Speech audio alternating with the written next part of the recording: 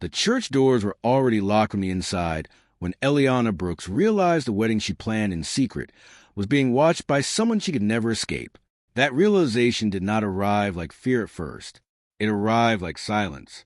A heavy, unnatural silence that made even the luxury candles along the marble aisle feel too still, too controlled, too perfectly arranged to be innocent.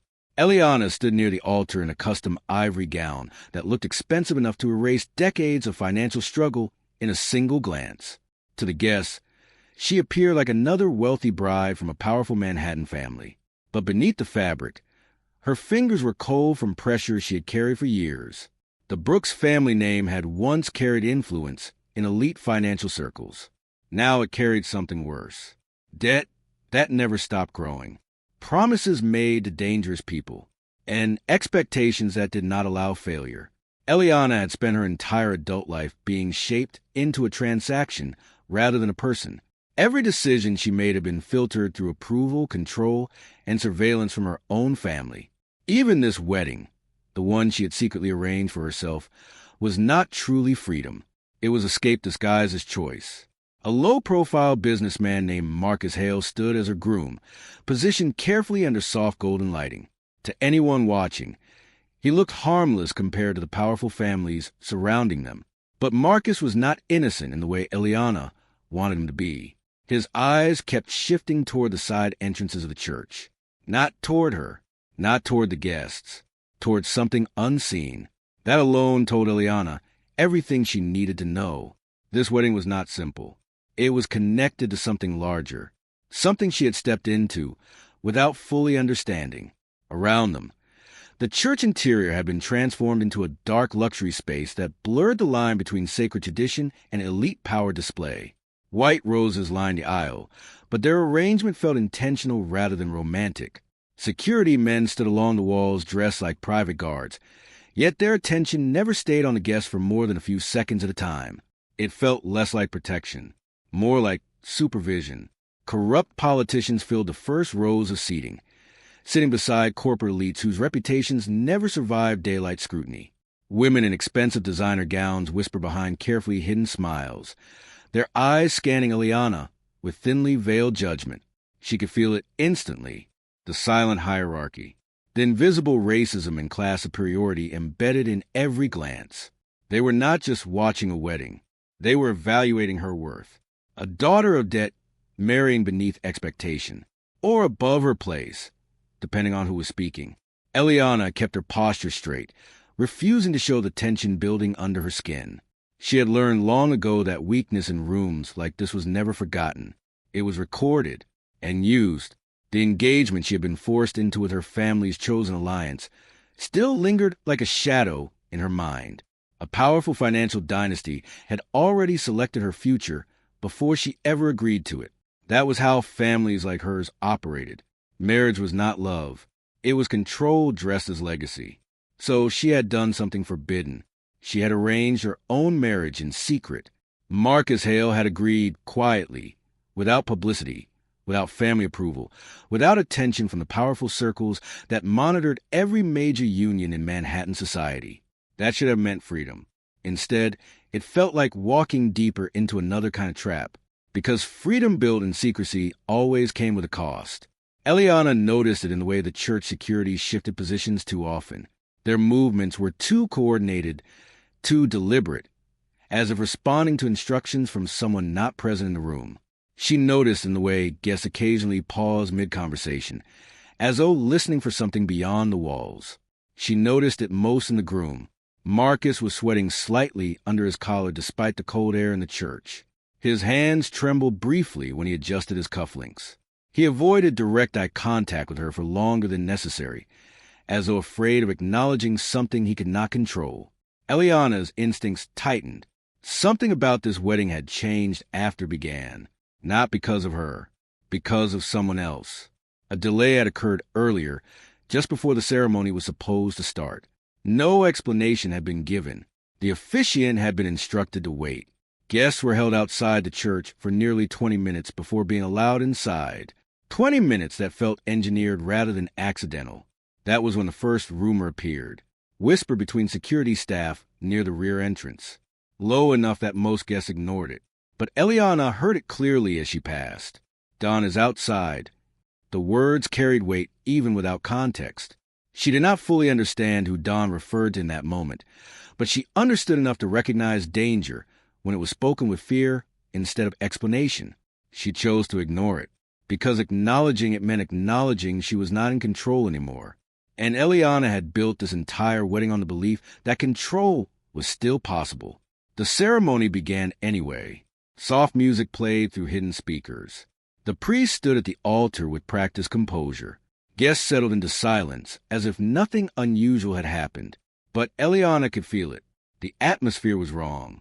Not chaotic, not loud, controlled, like something powerful had already decided how the day would end. As she stepped forward slightly, the veil shifting with her movement, she noticed something else that made her breath tighten. The security guards were not watching the guests. They were watching the exits, not to prevent escape, but to prevent interruption. That distinction changed everything. Marcus finally looked at her then, and for a fraction of a second his expression cracked. Not fear exactly, resignation, as if he had already accepted a truth she had not been told. Eliana's mind raced through possibilities. Financial manipulation, political pressure, family interference, mafia influence buried beneath legitimate business contracts. All of it felt possible in this room where power disguised itself as tradition. She had thought this wedding would free her from her family's control, free her from debt, free her from arranged obligations tied to wealth she never chose. But the church felt like the opposite of freedom. It felt like containment, a beautiful prison built for witnesses who had not yet realized they were trapped.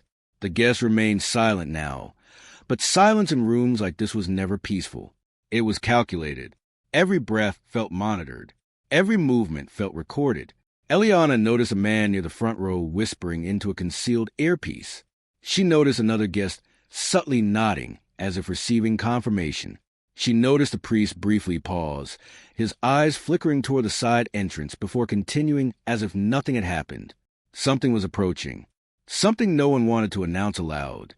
Eliana's gaze shifted instinctively toward the back of the church. The double doors stood sealed shut. No movement, no sound, yet the air behind them felt heavier than the rest of the room. A pressure that suggested presence without visibility. Her heartbeat slowed instead of rising. Not calm, anticipation.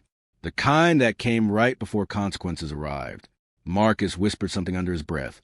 Too quiet to be understood, but his expression confirmed what Eliana already suspected.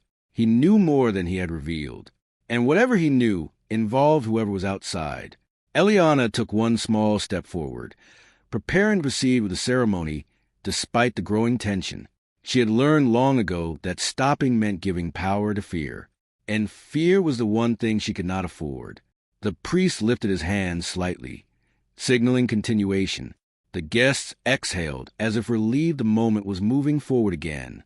But the relief lasted less than a second, because the lights inside the church flickered once, then again, and then began to dim slowly, not as a failure of electricity, but as something deliberate pulling brightness away from the room. A collective shift passed through the guests. Not panic, recognition. And then, from somewhere deep behind the locked doors at the back of the church, footsteps echoed, slow, measured, unhurried, each step landing like certainty rather than movement. Eliana froze without turning immediately, because instinct told her that whatever had just entered the building did not need permission. It only needed arrival. The whisper started again, spreading to the guests like a ripple of controlled fear. Don! This time, no one corrected it. The footsteps continued forward, growing closer with every second. And Eliana finally turned her head toward the aisle leading back to the entrance, just as the church lights dimmed fully into shadow. A single silhouette appeared at the end of the aisle, and every powerful guest in the room fell completely silent. Every guest inside the church slowly realized this wedding was not a celebration. It was a trap designed for someone's arrival. The realization did not come all at once. It spread in fragments. A pause in conversation that lasted too long.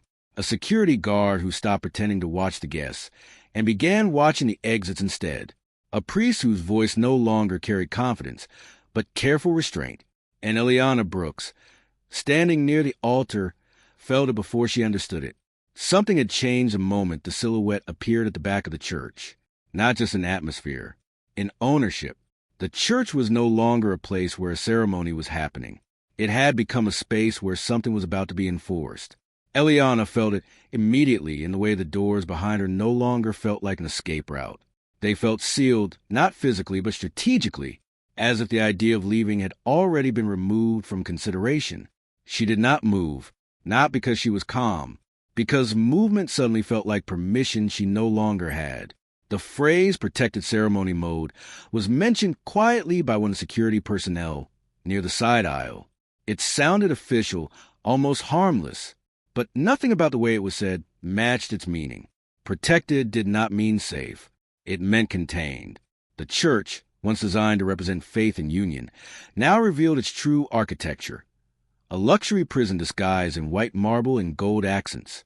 The exits were no longer simply doors. They were checkpoints. Every decorative corridor hid surveillance angles. Every stained glass shadow felt intentional, positioned to eliminate blind spots rather than create beauty. Eliana noticed it first in the ceiling corners. Small black lenses embedded into ornate carvings. Cameras, not for guests, for control. She slowly realized the wedding had never been private. It had only been selectively visible. Every movement inside the church was being observed from multiple angles, not just by security, but by systems that suggested coordination beyond normal human presence. Her groom, Marcus Hale, stood several feet away, but he no longer looked like a man about to be married. He looked like someone waiting for instruction. His hands remained clasped, but his posture had tightened.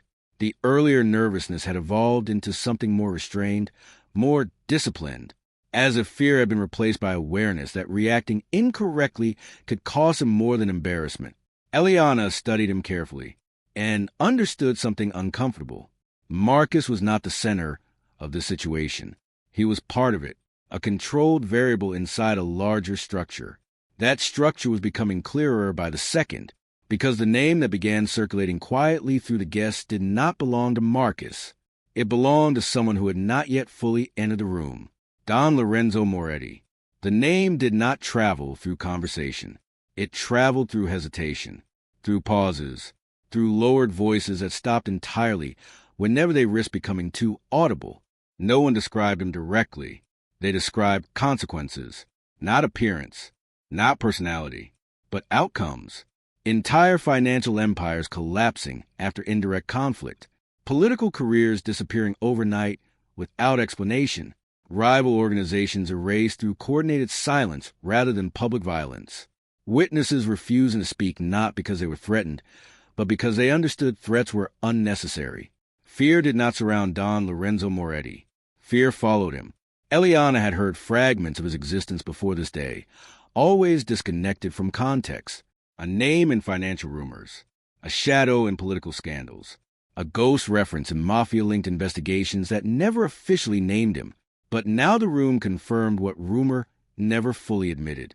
He was real, and he was connected to this church. That realization changed the emotional temperature of the entire space. Elite guests who had arrived with confidence now sat differently. Shoulders tightened. Smiles became artificial. Conversations turned minimal, replaced by observation disguised as etiquette. No one wanted to appear afraid, but everyone was calculating how afraid they should be. The groom's composure cracked slightly when he looked toward the side aisle again. Not dramatically, not visibly to others. But Eliana noticed it immediately. A micro-expression of surrender. He knew something. Not everything, but enough. Enough to understand he was no longer in control of his own wedding. Eliana's attention sharpened, because fear in powerful rooms always had direction. And right now, all fear pointed toward the back of the church. Security personnel shifted subtly, not outward, inward.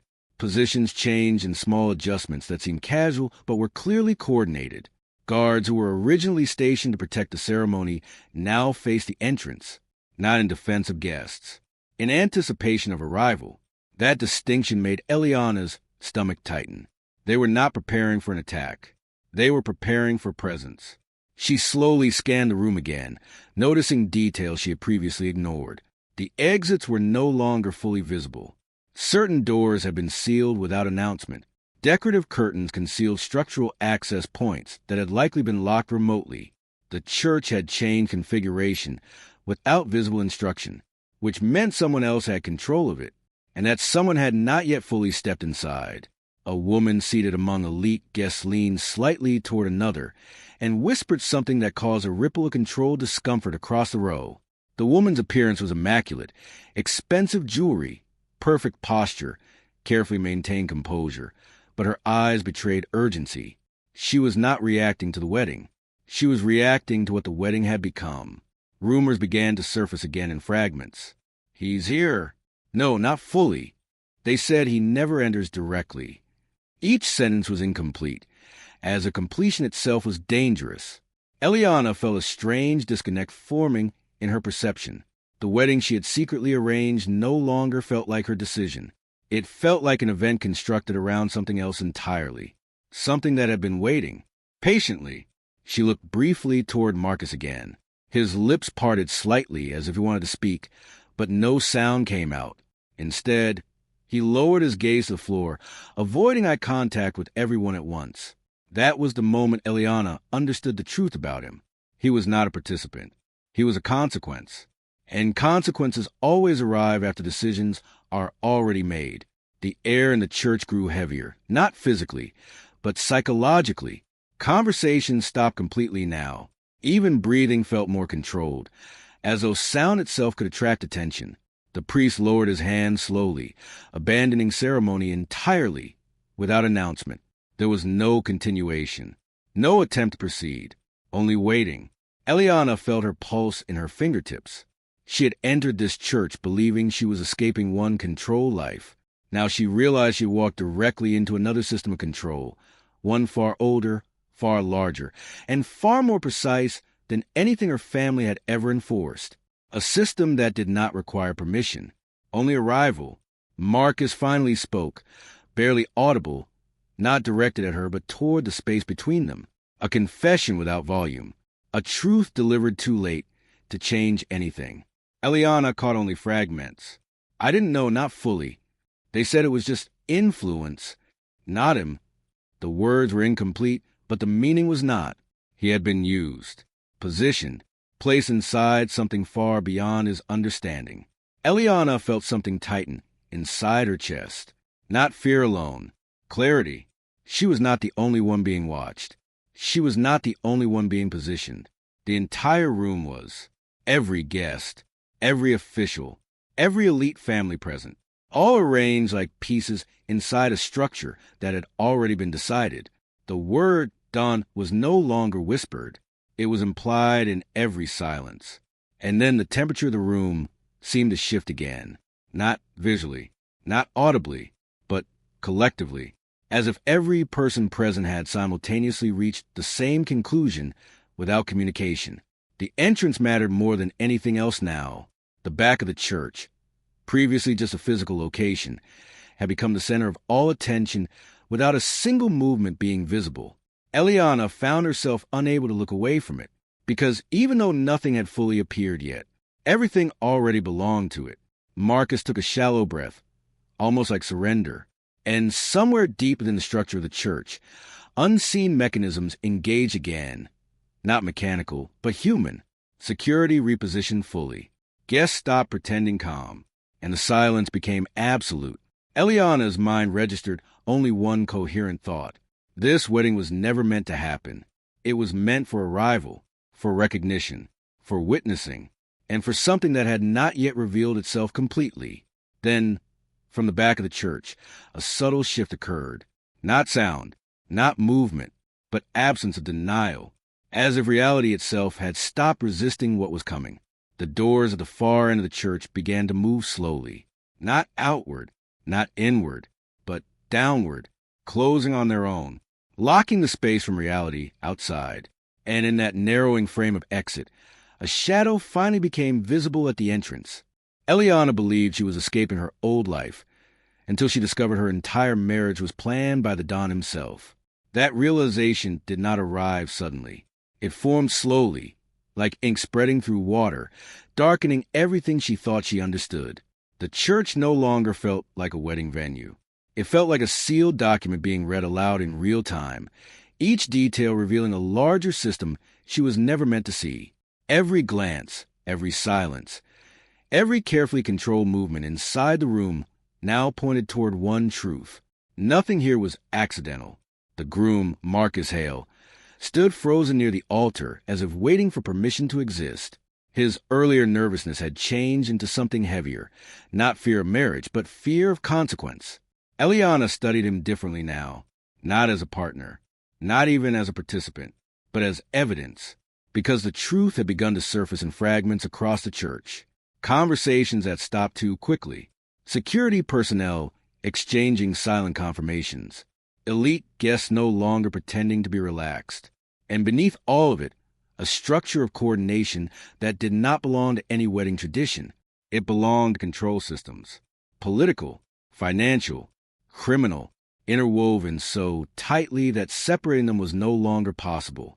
Eliana's gaze shifted subtly across the church interior. She noticed something she had ignored before. Certain guests were not reacting like attendees. They were reacting like witnesses.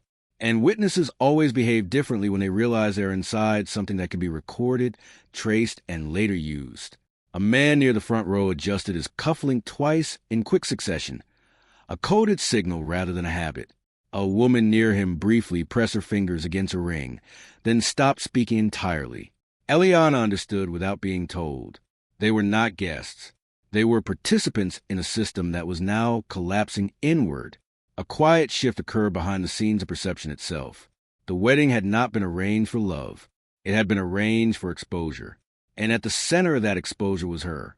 A sudden change in the room's energy made her look toward the far aisle again.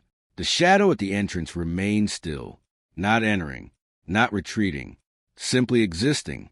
And that was worse than movement, because stillness meant observation, and observation meant intention. Eliana's breath slowed as she felt the weight of understanding building beneath everything she believed until now. This marriage was not a private rebellion against her family. It was connected to something much larger, a network that extended beyond her own lineage, beyond Marcus, beyond even a visible elite gathered inside the church. And then the realization struck with quiet brutality. Her groom was not just involved in it. He was placed inside it, a controlled asset within a political mafia cooperation structure that extended across industries, governments, and criminal organizations operating under financial legitimacy. Marcus finally looked down at his hands, as if they no longer belonged to him. That small gesture confirmed everything Eliana suspected. He had never been free. Neither had she. The church lighting flickered again, not randomly, but in structured intervals that resembled communication rather than malfunction. Eliana's attention sharpened. This was not electrical instability. It was signaling. Somewhere within the system, instructions were being passed silently, and she was beginning to understand her role inside it.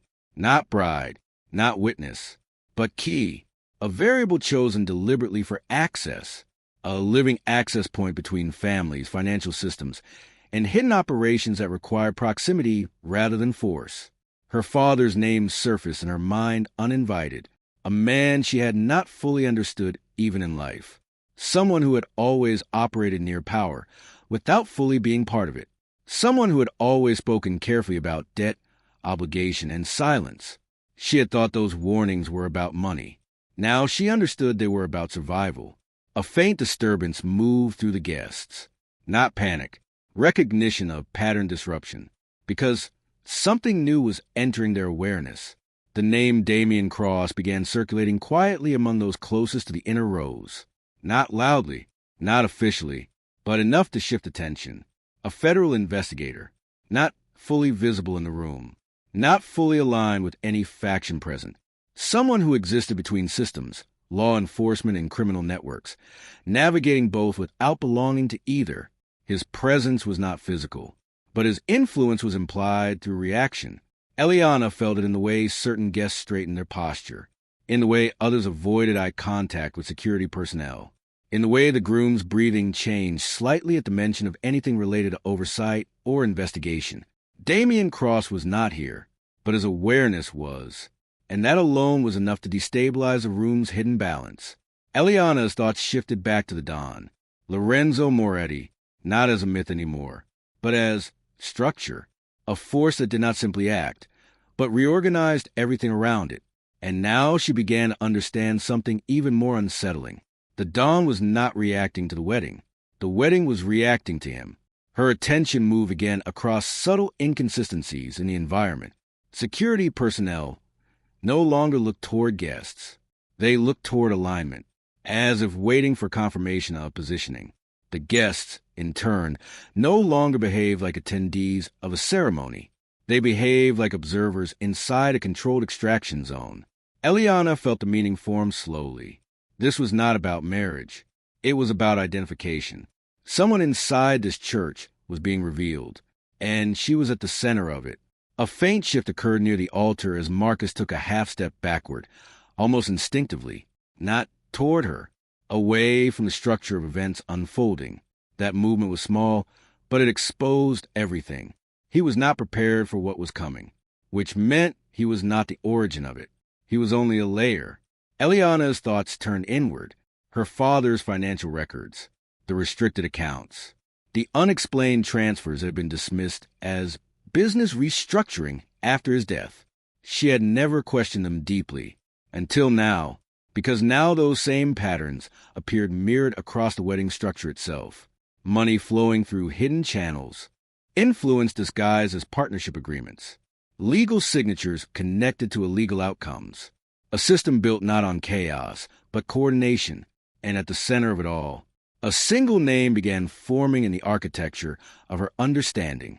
Don Lorenzo Moretti, not as an outsider, but as an organizer of consequences. Eliana felt a tightening in her chest as realization layered itself over memory. Her father had not been ignorant of this world. He had intersected with it, and intersections always leave traces. The groom suddenly looked toward the side aisle again, and this time his expression broke further. Not fully, but enough. Enough for Eliana to understand that Marcus had been used as a connector, a bridge between her family's financial history and the Don's hidden network of control. A carefully chosen match, not for compatibility, but for exposure potential. Eliana's breathing slowed as emotional conflict began to rise, fear and understanding colliding in the same space inside her mind. Because if her father had been involved in this system, then her presence here was not coincidence. It was design. Across the church, cracks began forming in elite composure. A senator whispered urgently to another. A corporate figure stood too quickly, then stopped himself from moving further. A woman in the front row pressed her hand against her chest, as if grounding herself against rising instability. The system was beginning to fracture, not loudly, but structurally, and Eliana understood why. Someone outside the visible room was exerting influence without entering it. The Don, not as presence, but as pressure, and pressure always reveals what structure is weakest. Eliana felt it now in every detail of the environment. Even silence was no longer neutral. It was controlled, and control always had an owner. Her gaze returned once more to the back of the church. The shadow remained, still unchanged, still waiting, and yet everything inside the room had already begun shifting around it. Eliana's mind connected the final pieces. Her selection, her presence, her father's history, the groom's placement, the surveillance systems, the financial networks hidden beneath ceremony structure. This wedding was not about union. It was about convergence. And she was the point where everything met. A faint mechanical sound echoed somewhere behind the walls, too subtle to be noticed by most guests, but enough to confirm her suspicion. The church itself was part of the system, not just location, infrastructure. Eliana felt something colder settle inside her as understanding sharpened into certainty. She had not escaped her old life. She had been redirected inside it. And then, as if answering her realization, something changed again, not in the guests, not in the groom, but in the atmosphere itself. A silence deepened before spread to the church, pressing downward like weight, because somewhere within the system, something had just been acknowledged, Eliana's eyes moved instinctively toward the altar. Marcus was no longer looking at her. He was looking down at the floor, as if awaiting judgment. And in that moment, Eliana understood the final truth forming beneath everything. The wedding was not the event. It was the trigger. Her breath caught slightly as a faint sound echoed from somewhere deep in the structure, like a recording being accessed remotely, waiting to be revealed. Eliana stepped forward, without fully realizing she was moving, and beneath the altar floor, where no guest was supposed to reach, she noticed something partially concealed behind ceremonial decor, a hidden storage panel, unlocked, left open just enough to be found. Her fingers hesitated, not from fear, but from understanding that once she touched it, there would be no return to ignorance. Eliana lowered her hand slowly and opened it. Inside, a small recording device blinked with a steady light, already active, already waiting, and as she reached for it, the entire church seemed to hold its breath at once. The moment Mafia families realized the Dawn would protect Eliana, her name became a death sentence across New York. It did not happen with announcements or meetings. It happened through silence, a shift in communication patterns among organizations that never agreed on anything, a sudden alignment of intent that required no discussion. Within hours, Eliana Brooks stopped being a bride, stopped being a witness, and stopped being a person with choices. She became a problem that had to be removed.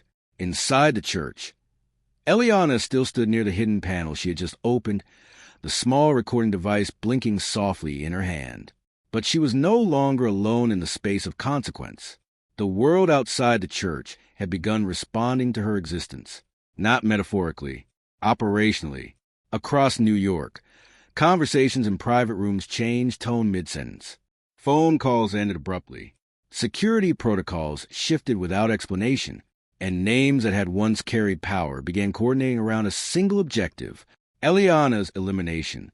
She did not hear any of it directly, but she felt the weight of it entering the church, like a pressure change before a storm.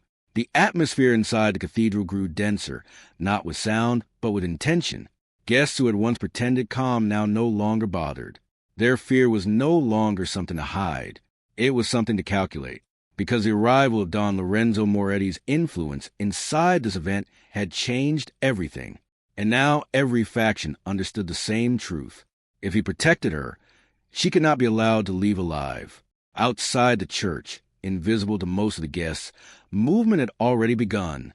Unmarked vehicles positioned themselves at distances that suggested surveillance, but functioned as preparation. Men who were not officially connected to any organization adjusted weapons they were not supposed to be carrying. Communication lines that were supposed to be secure began transmitting fragmented orders. Not to delay, to wait, because timing mattered more than action. Inside the church, Eliana lowered the recording device slightly, her fingers tightening around it without conscious thought. She did not fully understand what she had just activated, but she understood enough to know it had consequences. The groom, Marcus Hale, stood frozen near the altar, no longer even attempting to maintain composure. His role in this system had collapsed the moment Eliana touched the truth hidden beneath the ceremony's structure, a disposable pawn. That realization did not come from emotion. It came from observation. He was no longer being protected by anyone, which meant he was no longer valuable. A quiet ripple of change moved through the guests. Some began shifting away from him physically, as if proximity might transfer a consequence.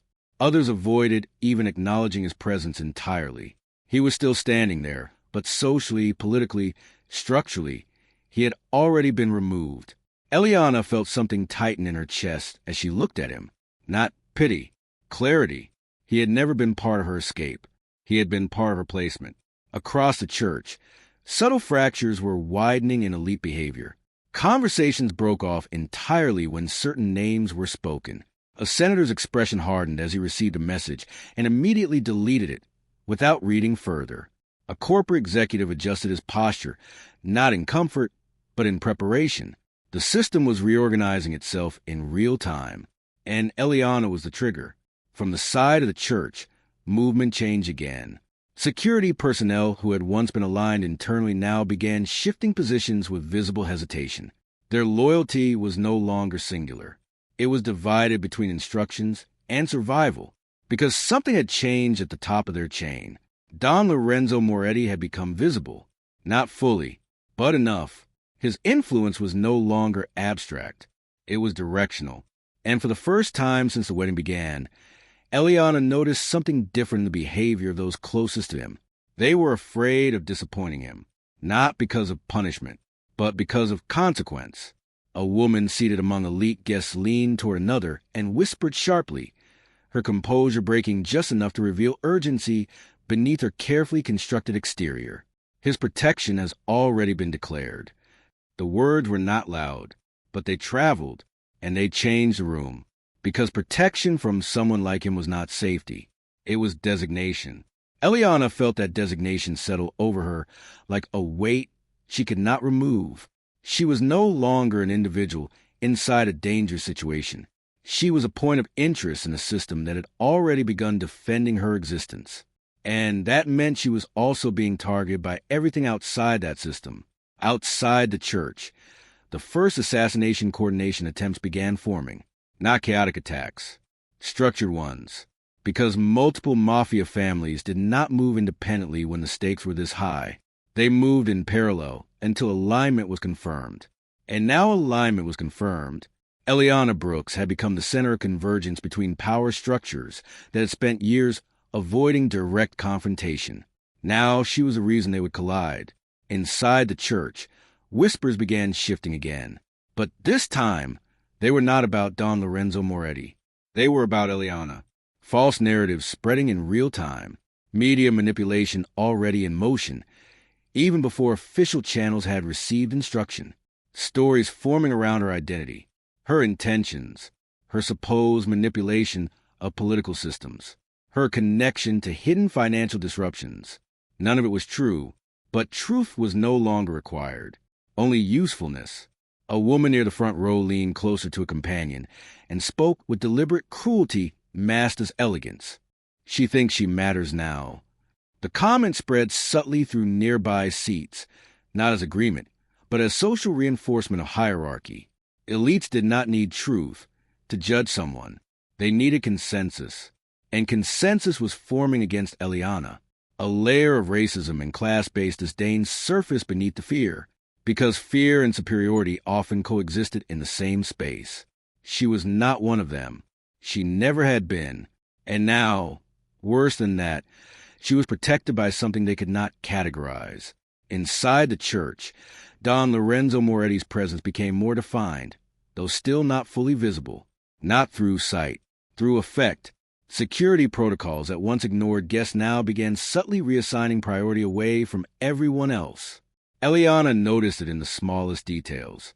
A guard stepping between her and a side aisle without being instructed.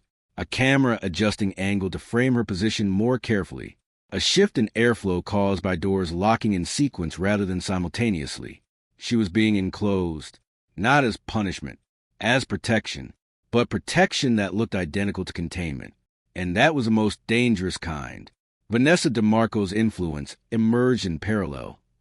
Though she was not physically present, her presence existed through narrative manipulation, whispers spreading through elite circles inside the church, subtle suggestions that Eliana was not what she appeared to be, that she had engineered her position, that she had exploited systems beyond her understanding. Each rumor was carefully shaped, each lie designed to isolate. Eliana felt the social temperature shift against her. Eyes that once avoided her now evaluated her, not as a bride, but as a threat. Her breath became shallower, but she did not move away from the altar. Something inside her refused to collapse, even as pressure increased. Because beneath fear, another emotion was forming, understanding. She was not here by accident. She was not chosen randomly. And she was not being protected out of kindness. She was connected to something larger, something that had been waiting for this exact alignment of people, history, and exposure. A hidden betrayal inside Don Lorenzo Moretti's own organization began surfacing in small inconsistencies, orders that did not align, security shifts that contradicted previous commands, information leaks that suggested internal fracture. Someone close to him had made a decision that would not be easily reversed. And Eliana, unknowingly, was now inside the center of that fracture. Her emotional state began to break under the weight of simultaneous forces: fear from outside, control from within, truth in her hands, and uncertainty in every direction she looked. Her grip tightened on the recording device. She did not play it.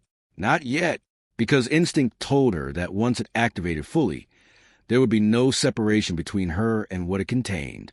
Across the church, silence deepened again, not peaceful, anticipatory, as if everyone inside understood that a threshold had been reached, and whatever came next would not be reversible. Don Lorenzo Moretti had not moved fully into view, but his presence had already reshaped the environment. And now, for the first time, Eliana felt something shift inside her emotional conflict. Fear was no longer the only force. Something else was beginning to form beneath it. Not trust, not safety, but recognition that the man protecting her was also the man the world wanted her dead for associating with. And both truths could not coexist peacefully. Her breathing steadied slightly, even as pressure increased, because she realized something more dangerous than fear. She was no longer just inside a wedding. She was inside a war that had not yet fully begun. And then, without warning, the stained glass above the altar shimmered slightly as light shifted from outside the church. A sound echoed faintly through the structure, too precise to be accidental, too direct to be environmental. Eliana looked up instinctively, and in that same instant, everything inside the church seemed to pause, as if even the system itself had detected incoming intent. The silence broke in a single moment of catastrophic clarity. A sniper bullet tore through the stained glass window during the silent wedding vow moment. The moment the dawn pulled Eliana onto the empty aisle, every mafia leader realized control over New York was already slipping away. It did not begin with violence. It began with movement.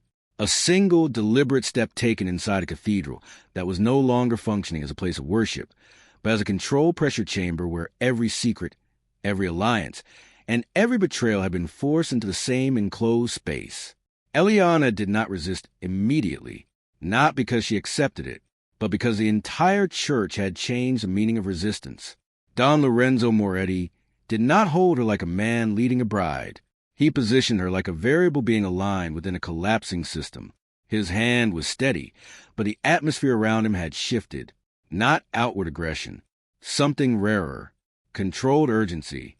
And that was what made the entire room uneasy, because power that becomes visible is no longer fully controlled. Eliana felt the shift before she fully understood it. The aisle stretched ahead of them, empty except for scattered reflections of shattered stained glass light.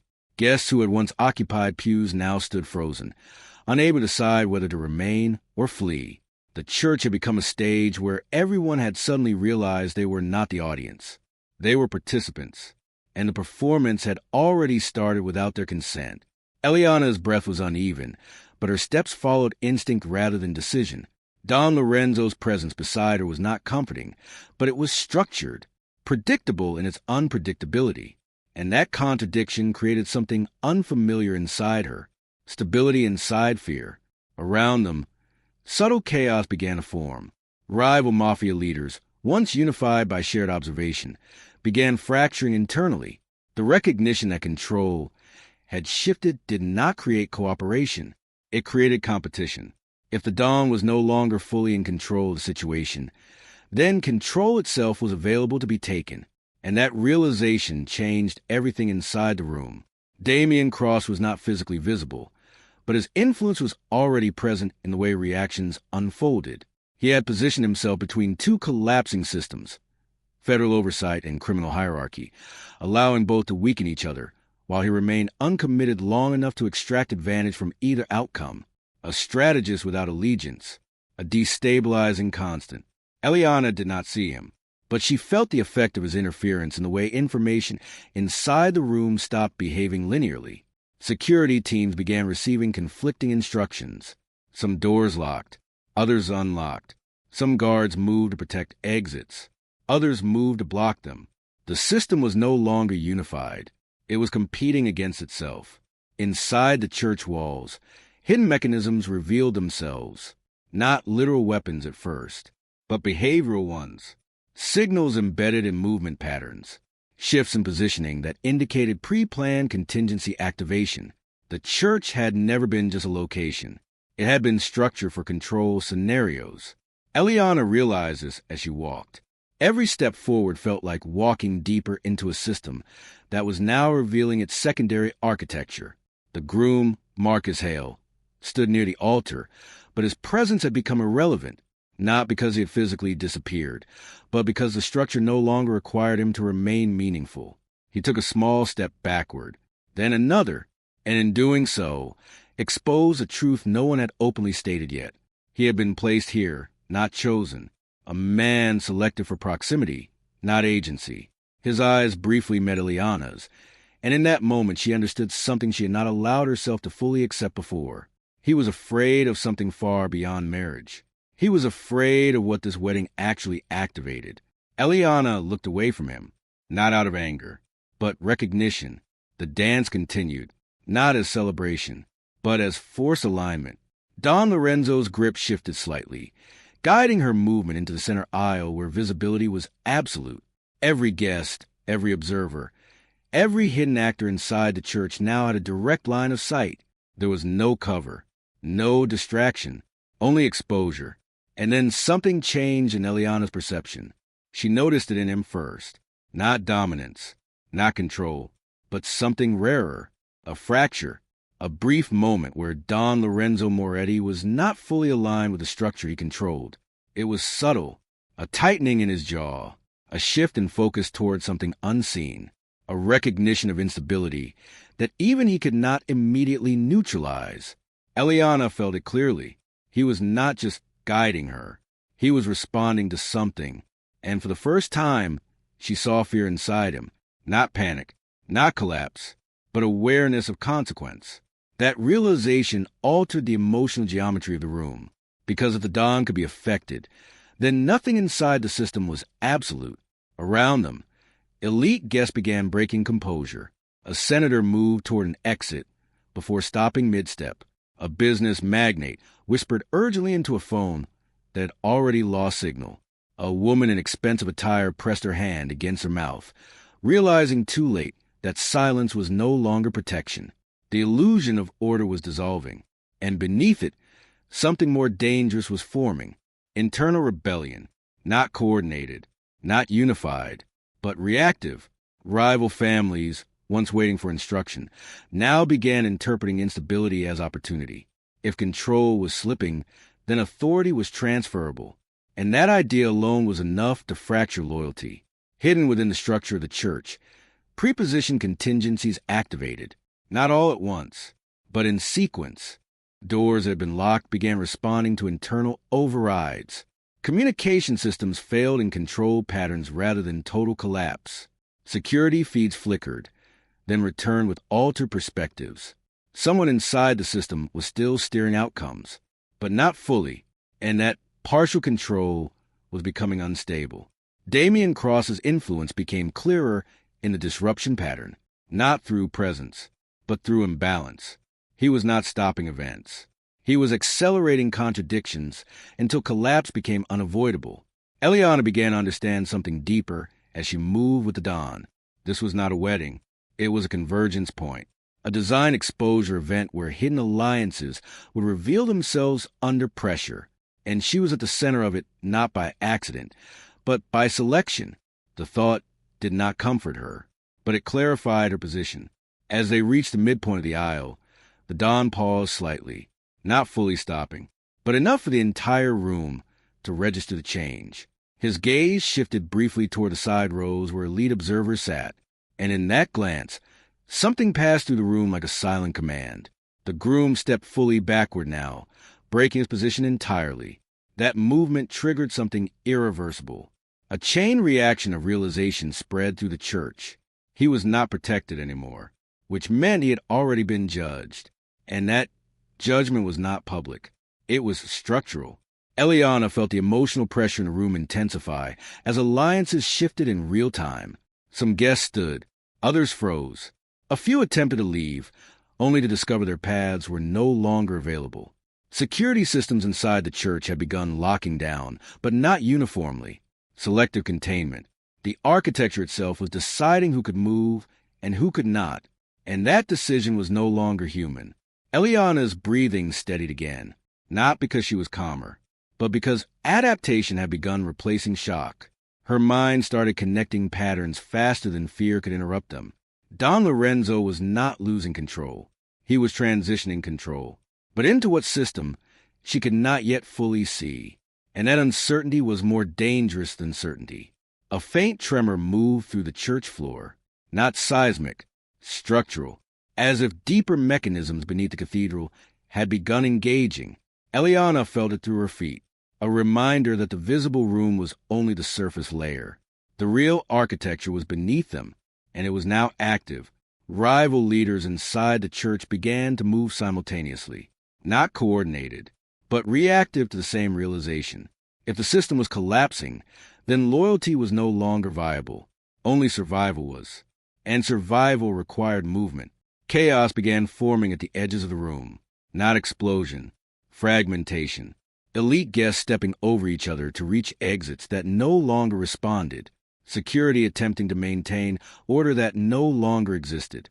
The church was no longer stabilizing events. It was amplifying them. And at the center of it, Eliana remained in motion with the dawn. Still held, still guided, still inside the axis of unfolding collapse. Her emotional response did not fully align with fear anymore. Something else was forming, awareness, and beneath that, something even more dangerous. Trust beginning before understanding was complete. She did not trust him fully, but she trusted that his movement was not random. And in this environment, that was enough to change everything inside her perception. Behind them, betrayal began surfacing from within Don Lorenzo's own organization. Not all at once, but in fragments. A guard hesitating too long before following instruction. A security signal delayed by seconds that mattered. A communication channel that failed only for specific users. Someone inside his structure was interfering, and that interference was intentional. Eliana felt the system tighten again. The church was entering lockdown, not externally imposed. Internally activated. Heavy mechanisms engaged beneath the floor and behind the walls. The sound was subtle, but absolute. Doors at both ends of the church began sealing with finality rather than caution. Metal shifting into place with irreversible certainty. Guests who had not yet escaped realized too late that exit was no longer a function of direction. It was a function of permission. Eliana looked toward the doors as they began to close. Slowly. Impossibly calmly, and in that moment, she understood what the structure of this place had always been designed for. Containment under collapse conditions. Don Lorenzo tightened his grip slightly on her hand, not pulling her forward, not restraining her, but anchoring her within the space that was about to become sealed. And then the final shift occurred.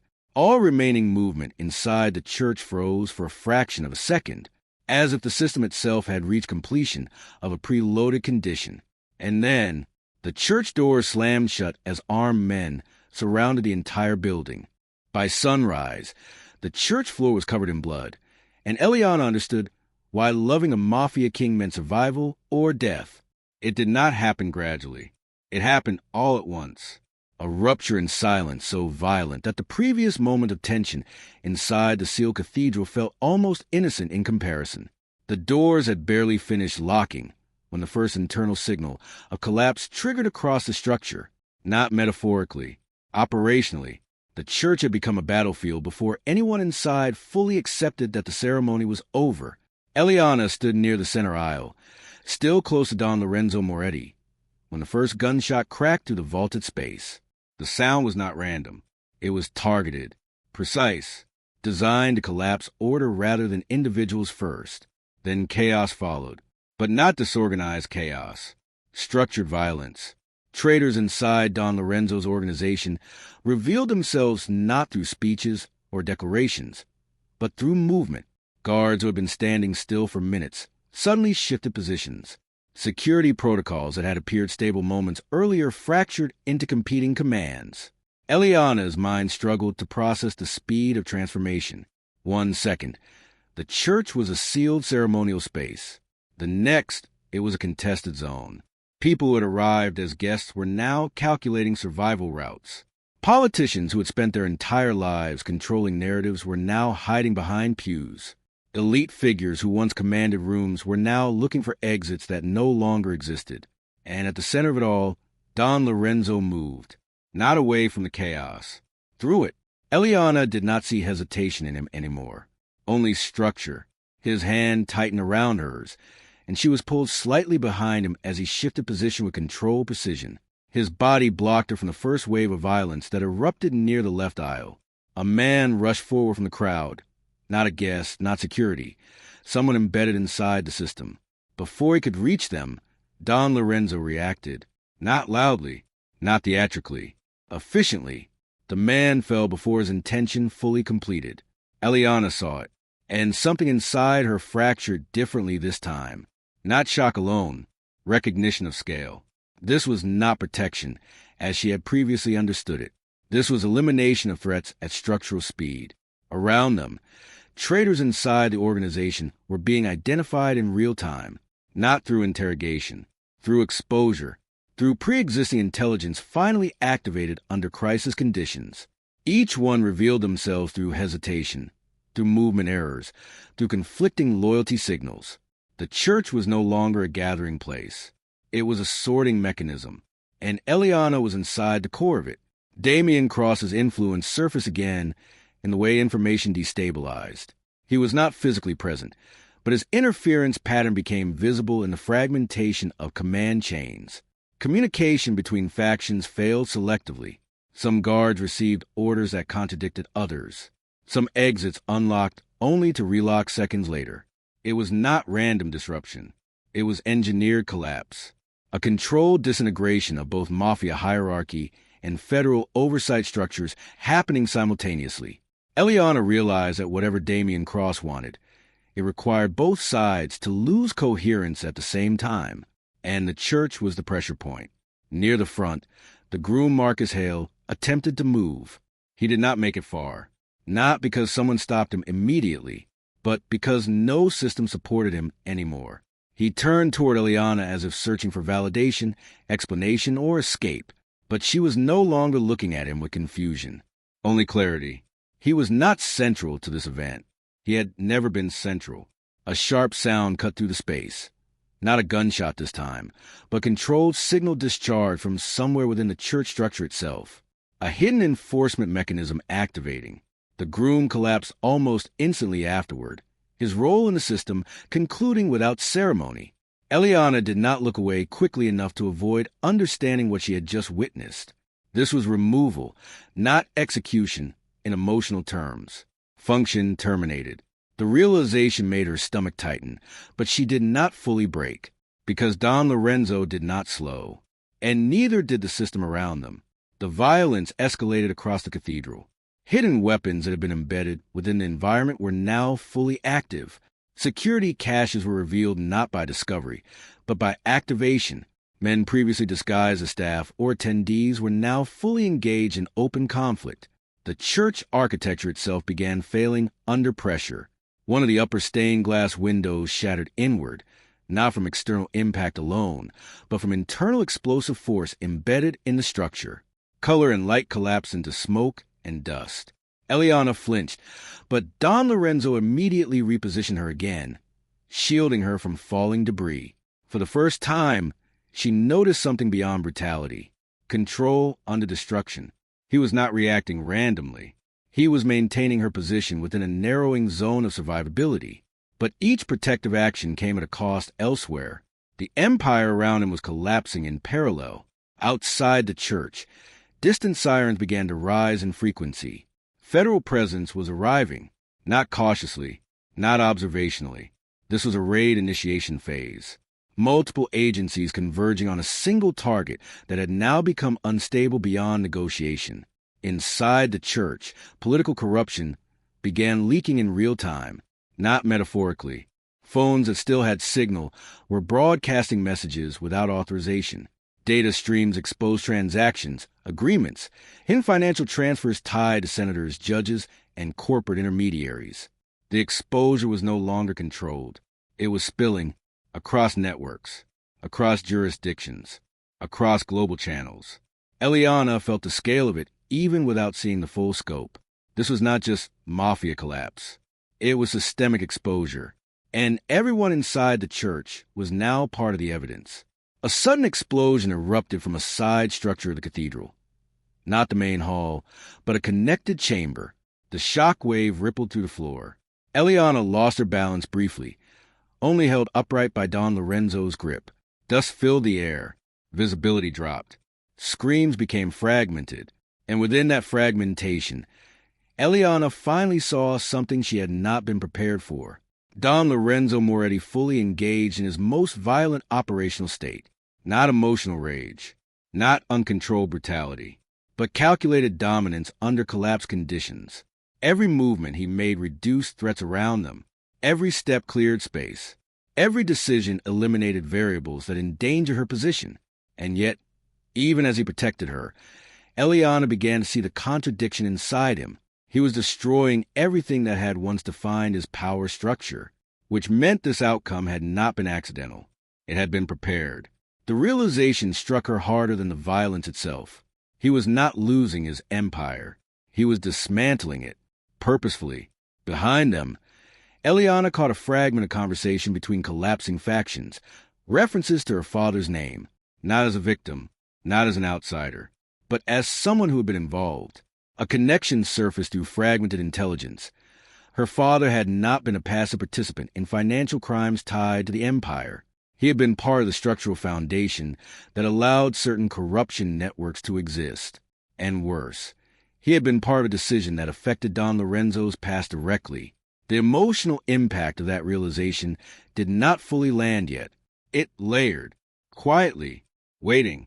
The church shook again as another internal explosion triggered deeper within the structure. Fire began spreading through upper sections.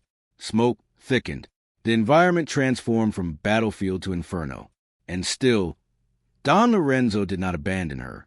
He moved her toward a partially cleared exit route, cutting through remaining resistance with efficiency that felt almost inhuman under pressure.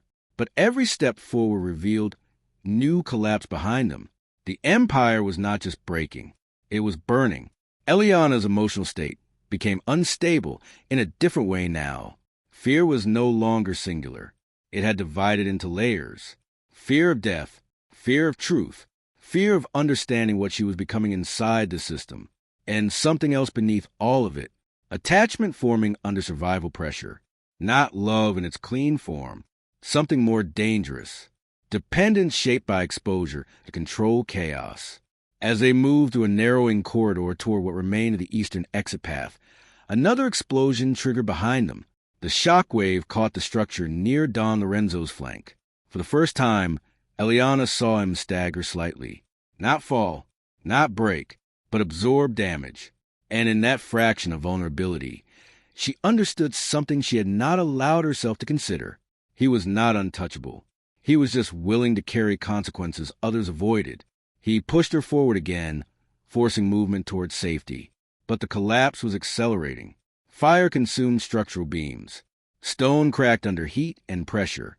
The church was becoming uninhabitable. Federal forces were now visible through broken exterior windows, silhouettes forming at the perimeter, preparing full breach entry. The final containment phase had begun. Inside, everything was converging toward one outcome. Eliana stumbled slightly as another blast rocked the interior. Don Lorenzo immediately corrected her position, placing himself between her and the expanding destruction. And in that moment, the final sequence of collapse triggered. A large structural section above them began to fall.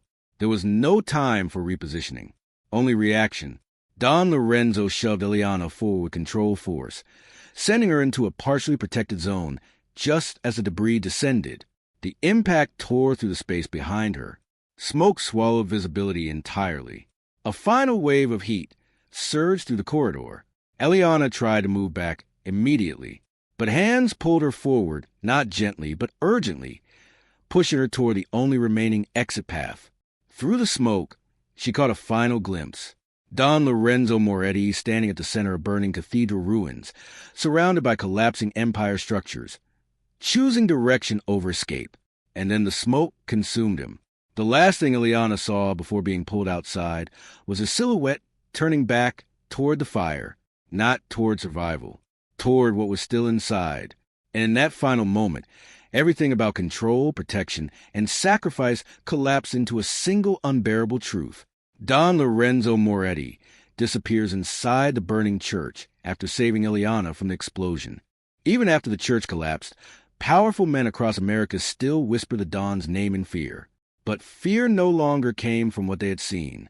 It came from what they could not confirm. Don Lorenzo Moretti had not been found in the wreckage. No body, no verified remains. Only silence where certainty should have been. And in the criminal underworld, silence was never peace. It was warning. Months passed after the destruction of the cathedral. But for Eliana Brooks, time did not feel like healing. It felt like suspension. Life continued around her in fragments. Repair routines, changed locations, altered identities. But nothing inside her truly stabilized. She had survived the fire, but not what came after it. The emotional weight of everything she had witnessed did not fade. It layered itself deeper into her thoughts, returning in flashes she could not control. Smoke, stone cracking, a silhouette turning into fire, a hand pushing her forward instead of pulling her back. That memory repeated most often, not because it was dramatic, because it was final in a way she did not understand. The Moretti network collapsed faster than anyone expected. Without clear leadership, the empire fractured into competing territories. Rival leaders who had once waited for permission now acted without restraint. Supply chains broke into violent disputes. Financial channels turned into battlegrounds. Entire districts shifted ownership overnight through blood rather than negotiation. What had once been centralized control became scattered warfare. And in that fragmentation, new power structures emerged quickly, unstable, aggressive, temporary. Everyone was trying to replace a man no one could confirm was gone. Damian Cross moved through the chaos differently. While others fought for territory, he expanded through structure. Political systems that had once resisted him began aligning under pressure created by the empire's collapse. Investigations were redirected. Records were reclassified. Entire branches of enforcement became dependent on his coordination, not because he had overt authority, but because he had become the only functioning bridge between collapsing systems. By the time most realized what had happened, Damian was no longer a participant in the aftermath. He was shaping it. Eliana did not return to any visible version of her old life. She moved between secure residences, each one more isolated than the last. Her name still carried attention, but the nature of that attention had changed. It was no longer curiosity.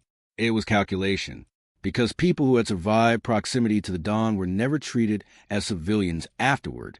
They were treated as variables, and Eliana had become an unresolved variable. The first coded message arrived 3 months after the church collapse. No sender, no identifiable source, only a sequence embedded in what appeared to be a financial ledger update. At first, it looked meaningless, but Eliana had learned patterns under pressure. She noticed repetition inside irregularity. Certain numbers appeared in structured intervals. Certain timestamps aligned with events she had lived through. And at the center of the sequence was a reference point tied to one place, the abandoned church site. She did not report it. She did not delete it. She kept it because something inside her refused to label it as coincidence. Surveillance never truly stopped. It only changed form. Security analysts assigned to her protection began noticing irregular external monitoring signals, not direct interception, indirect observation. Drones that never entered restricted airspace, but always circled nearby. Vehicles that never approached too closely, but never left the perimeter. Data anomalies suggesting her digital footprint was being mirrored rather than tracked. It was not aggressive surveillance. It was patient surveillance, as if someone was waiting for her to move in a specific direction, and already knew she eventually would. The financial secrets that had been buried during the empire's collapse began resurfacing in controlled bursts, not exposed all at once, released selectively. Banks flagged dormant accounts tied to older Moretti-era structures. Legal entities that had been dissolved reappeared under modified names. Funds moved again through pathways that should have been permanently frozen. Each trace led back to systems Eliana did not fully understand. And buried inside those records were references to her father, not as an outsider, but as a participant in transactions that had shaped early empire expansion. The realization destabilized her more than anything else, because it reframed everything she had believed about her past, not as ignorance, but as omission. The truth about her father did not arrive as a single revelation. It arrived in fragments, legal signatures, witness records, financial approvals tied to infrastructure that had enabled both corporate and criminal expansion. And within those fragments, a connection emerged that linked him directly to one critical moment in Don Lorenzo Moretti's history. A loss, a rupture, a death that had shaped everything afterward. Eliana could not fully process what that meant, because understanding it required accepting that she had not been placed near this world by accident, but by inheritance. Paranoia returned slowly, at first as caution, then as pattern recognition, then as certainty without proof. Eliana began noticing repetitions in her environment, people she had seen before but could not confirm having met, vehicles that appeared in multiple locations across different days, phone interference that occurred only when she discussed specific topics aloud. The world around her was not becoming more dangerous. It was becoming more aware of her awareness, and that was worse. The abandoned church did not leave her mind, even after official reports declare it structurally unstable and sealed for demolition planning. She could not detach from it, not emotionally, not intellectually, not instinctively, because memory did not behave like history. It behaved like unfinished systems, and something about that place remained unresolved. So she returned to it in fragments, not physically at first, but mentally, reconstructing layouts, imagining sightlines, replaying movement paths. And in every reconstruction, she noticed something she had previously missed. There were sections of the structure that had never fully collapsed. One evening, while reviewing recovered data logs, Eliana noticed a signal anomaly. It was brief, almost dismissible, a pulse embedded inside a corrupted file that should have been unreadable. But within that pulse was structure, and structure meant intent. She isolated it, ran it through recovery filters. What emerged was not data. It was direction, coordinates, not exact, but close enough to matter, all pointing back to the same location, the church site, except now, it was not marked as destroyed. It was marked as active.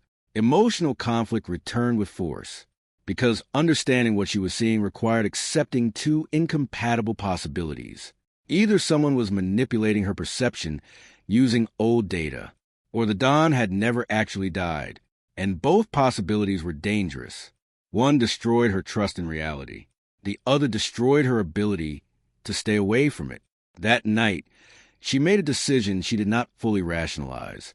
She returned to the abandoned site, not officially, not with protection, quietly, because she needed certainty more than safety. The structure stood in ruins, but not in absence. Parts of it still held shape against time. Broken arches, collapsed corridors, a hollowed central space where everything had once converged. The air felt different there. Not haunted, occupied. Eliana moved through the ruins carefully, every step producing echoes that felt too controlled for decay. Her instincts told her she was not alone, but there was no immediate threat, only presence. And presence was more unsettling than violence, because it implied awareness. She stopped near what had once been the central aisle, the same place where everything had collapsed, the same place where she had last seen him. And for a moment, nothing happened. No movement, no sound, only silence shaped differently than emptiness. Then the shadows shifted, not dramatically, not suddenly, but as if something inside the darkness had decided she had arrived and was now responding. Eliana's breath slowed without permission. Her mind recognized what it refused to confirm. The air tightened around the ruins, and from within the broken structure, something familiar stepped forward. Eliana sees Dawn standing inside the abandoned church shadows. The final time the Dawn reached for Eliana Brooks's hand was moments before the entire empire collapse forever.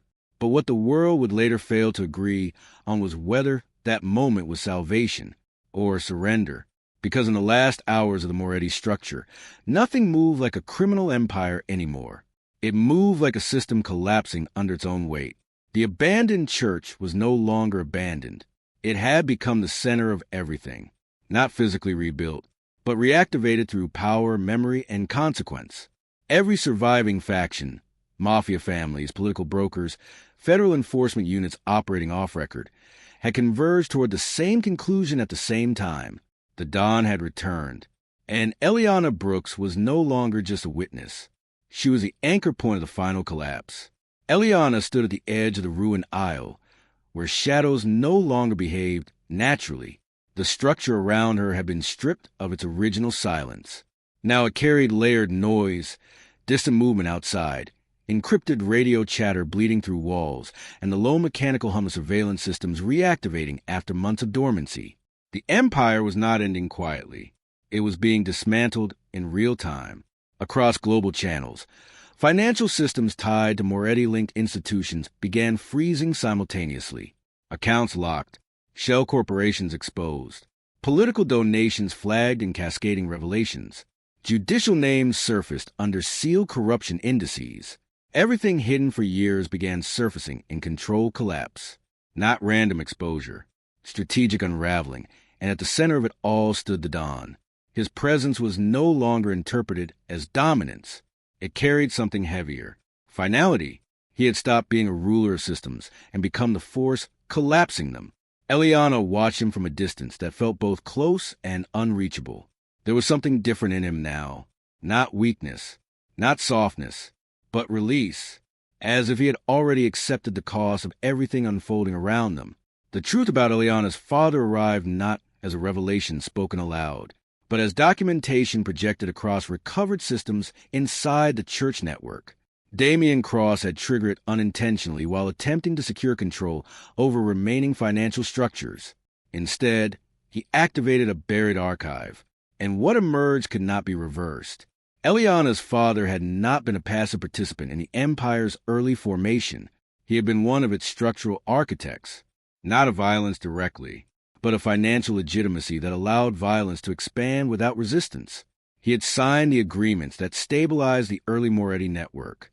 He had authorized transfers that later funded enforcement divisions, and in one sealed entry, never intended for public exposure, his signature appeared beside decisions that indirectly led to the death that defined the Don's original transformation, the murder of his younger brother, the foundation of everything that followed.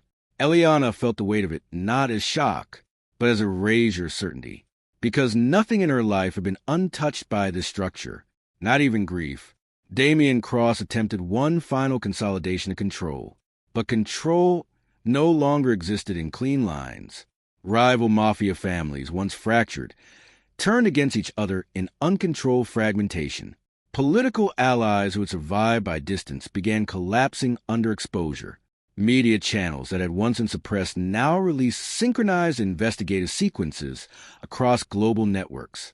What had been a hidden empire became a public autopsy, and Damian Cross, who had once navigated both federal and criminal systems, found himself unable to stabilize either.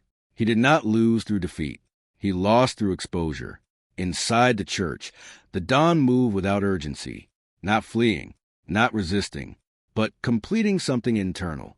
Eliana understood it only in fragments. He was not trying to survive the collapse.